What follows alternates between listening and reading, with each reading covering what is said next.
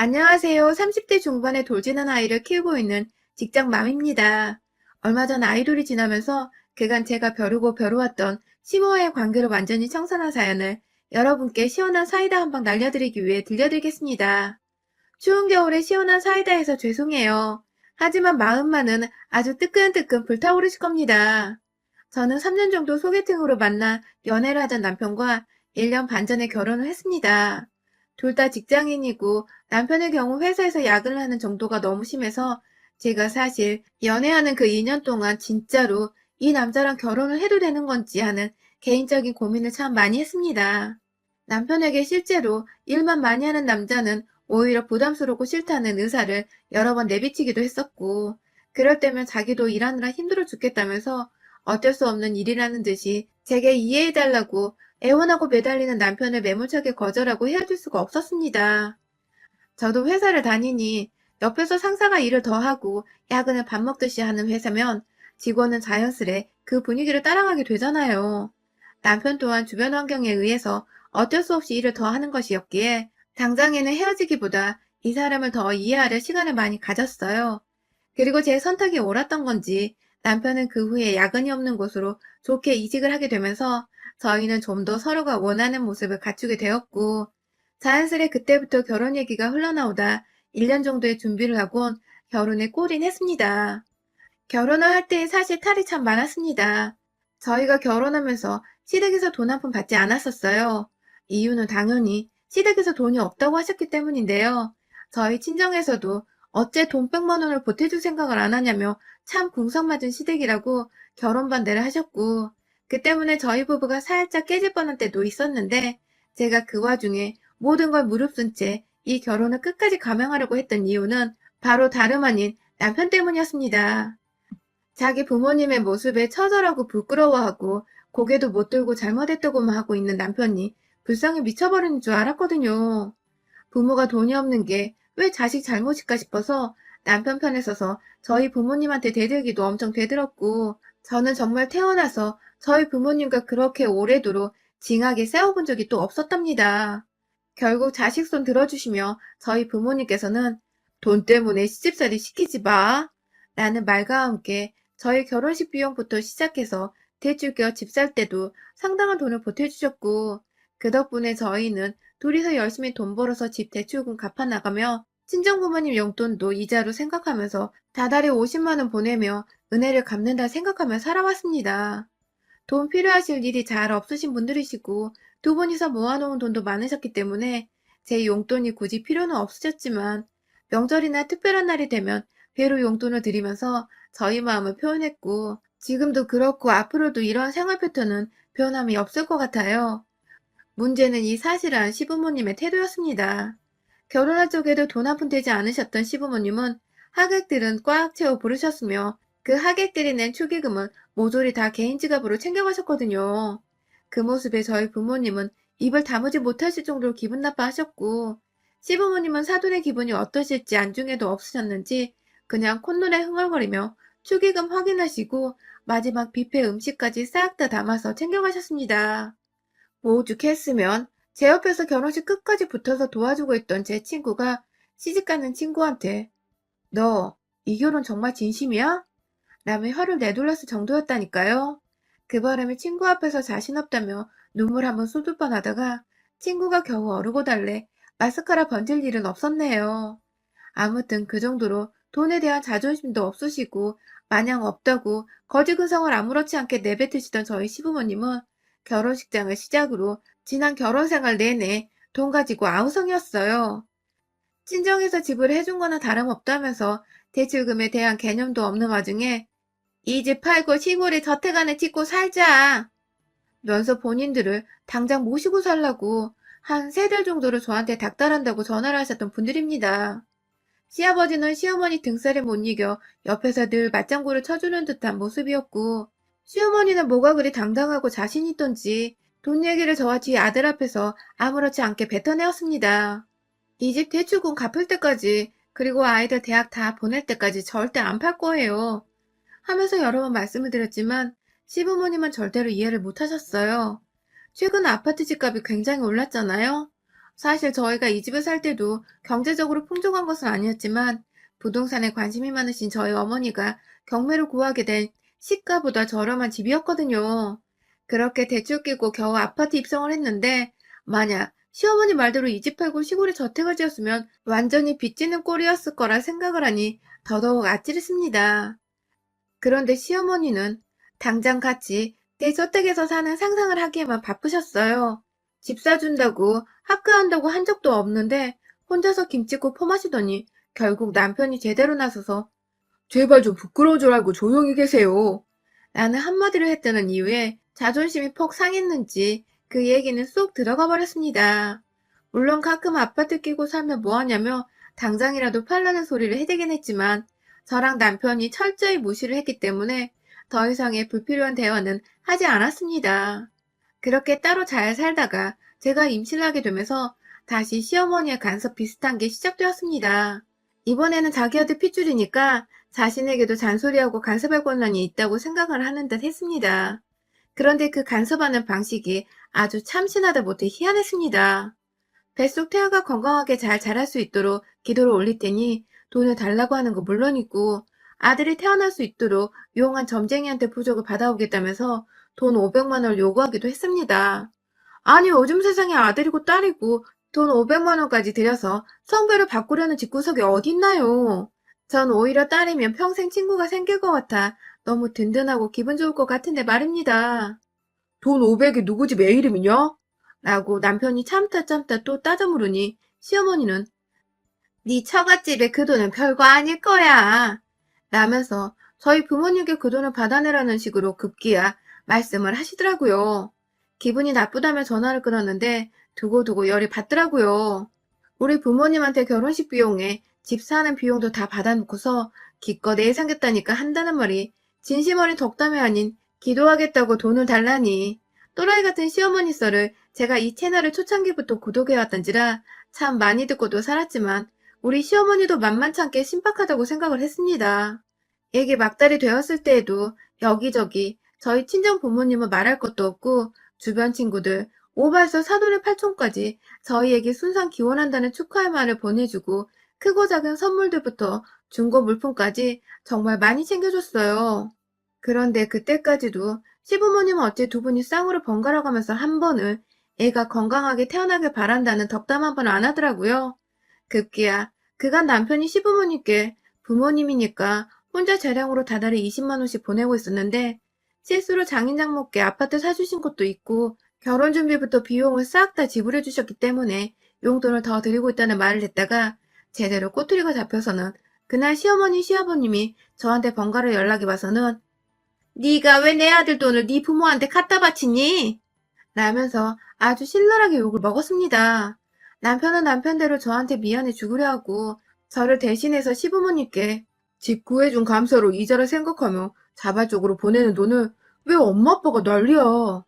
라면서 막달인 산모한테 지금껏 안부 한 번 없더니 또 돈 때문에 연락을 해서 욕을 퍼부어?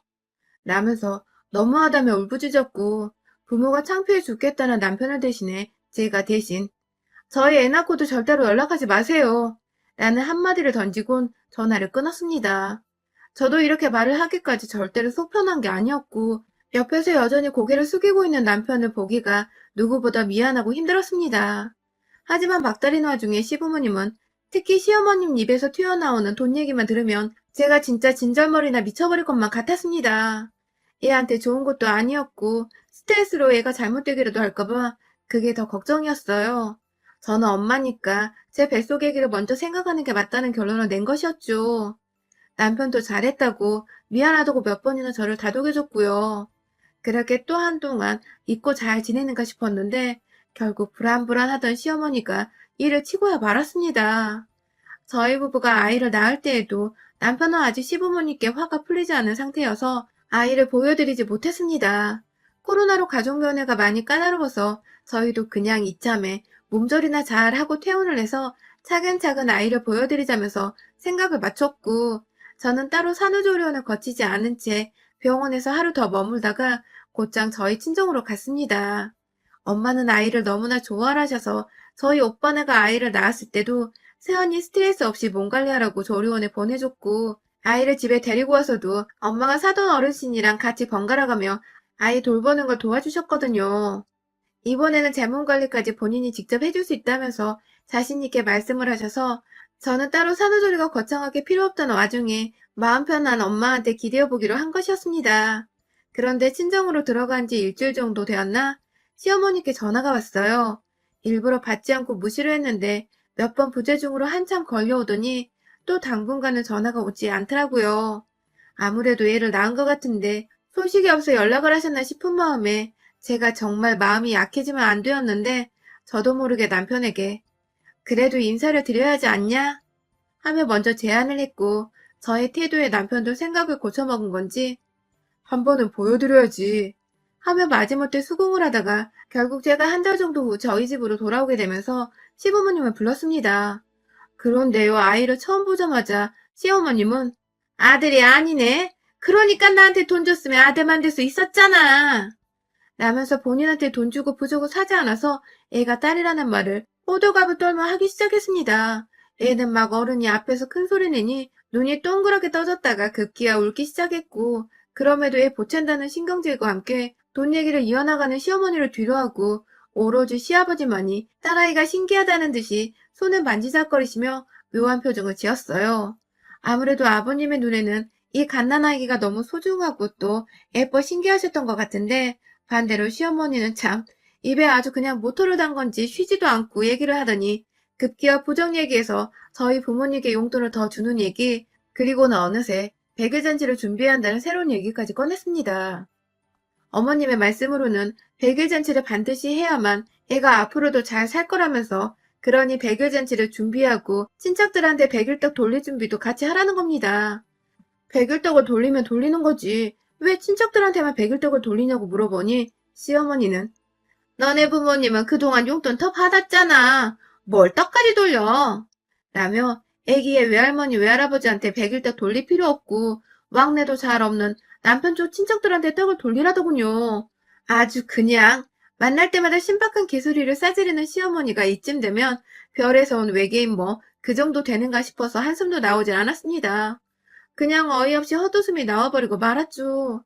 또다시 시작된 돈 얘기에 백일잔치를 준비하지 않으면 넌 정말 시어머니를 개새끼만도 못하게 생각하고 있는 거라면서 애들을 앞세워 강요를 하기 시작하는 시어머니는 급기야 반드시 자신이 주는 명단의 사람들을 다 초대할 수 있을 만한 큼지막한 백일잔치를 하라고 하더군요.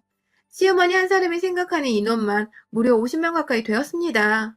아주 그냥 며느리 돈으로 지 주변에 굶어 죽고 있는 불우이웃을 다 데려다가 잔치밥을 먹일 생각이었나 보더군요. 남편은 기가 막히다는 듯이 듣고 있고 시어머니는 네 엄마 아빠한테 해달라고 해. 그 돈은 돈도 아니잖아. 하면서 자꾸만 애만 저희 부모님의 돈을 주제넘게 언급했습니다. 급기야 니들한테 돈 주고 돈 받고 돈으로 니들 환심 사서 우리랑 얘기도 못하게 하는 거 아니야? 네 부모가 딱 그렇고 재수가 없는 인간들이여. 라고 말을 했습니다. 제가 뭐라고요? 라면서 언성을 높였고 남편이 울며 겨자 먹기로 자신의 부모를 집에서 내쫓았고 그렇게 옆에서 애기랑 논다고 정신없었던 시아버지도 얼떨결에 시어머니와 함께 저희 집에서 완전 쫓겨났습니다. 일부러 자고 가려 했는지 옷가방까지 챙겨서는 저녁 시간에 오셨던 시부모님은 결국 자신의 주둥이 때문에 잠은커녕 저녁도 못 먹고 까만 밤중에 추위를 견디며 집에 돌아가게 되었죠. 그리고 더 큰 문제는 곧이어 연달아 터졌습니다. 시엄마가 집으로 돌아가는 길에 분했는지 저희 친정엄마한테 전화를 하신 겁니다. 다짜고짜 전화가 오는 사돈의 전화를 받은 저희 엄마 귀에다가 시어머니는 쌍놈들이 돈만 많아가지고 자식 철륜 끊게 만들어? 라면서 니들 것들 노먹나면 벽이 아니라 돈에 똥치라고 늙어죽으라고 내가 기도할 거야. 라고 하셨다더군요. 그 밖에 입에 담을 수 없는 말들을 미친 듯이 뱉어내시고는 정확히 확 죽어버려 이것들아. 라는 말과 함께 전화를 끊으셨다네요. 그 전화로 엄마는 엄마대로 상처를 받아 난리가 났고 옆에서 전화를 들은 저희 친정아버지가 무엇보다 노발대발 난리가 나기 시작하셨습니다. 그 밤중에 저희 아버지는 저희 부부를 씩씩거리며 시댁으로 불러내셨고 말씀으로는 네 시부모 죽이러 간다? 라고 말씀을 하셔서 저랑 남편이 정말 허겁지겁 시댁으로 갔습니다.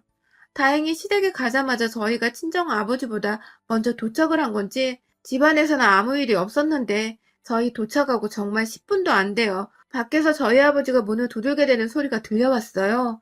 제가 먼저 나가 아버지를 달래려고 했지만 아버지는 내 마누라한테 죽으라고 한 년 나와! 나와! 하면서 시어머니를 찾기 시작하셨고 급기야 시어머니를 보자마자 달려들어 뺨 한 대를 갈기시더니 그 옆에서 말리고 있는 시아버지까지 주먹으로 한 대 날려버리셨습니다. 마누라 관리 똑바로 못한 죄라는 이유에서였죠. 아빠는 씩씩거리며 뒤에 있던 저와 남편한테 무슨 일이 있었는지 자초지종을 설명했고 곧이어 모든 사실을 알게 된 저마저도 열불이 나서 감히 우리 엄마한테?